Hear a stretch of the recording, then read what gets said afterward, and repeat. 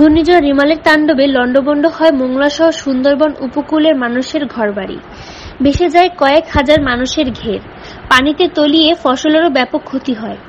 এ অবস্থায় মৎস্য চাষী ও প্রান্তিক কৃষকরা চরম ক্ষতিগ্রস্তের মুখে পড়েছেন। কারণ প্রায় সবাই ব্যাংক ও বিভিন্ন এনজিও সংস্থার কাছ থেকে ঋণ নিয়ে ফসল ও মাছ চাষের পেছনে লগ্নি করেন, কিন্তু প্রলয়কারী ঝড়ে সব ভেঙে যাওয়ায় দিশেহারা হয়ে পড়েছেন তারা। এ অবস্থায় ঋণের কিস্তির টাকা আদায়ে 6 মাসের স্থগিতের দাবিতে সোমবার 3 জুন সকালে তারা মানববন্ধন করেন। মোংলা উপজেলা পরিষদের সামনে এই মানববন্ধন করার পর উপজেলা নির্বাহী অফিসারের কাছে স্মারকলিপি প্রদান করেন তারা।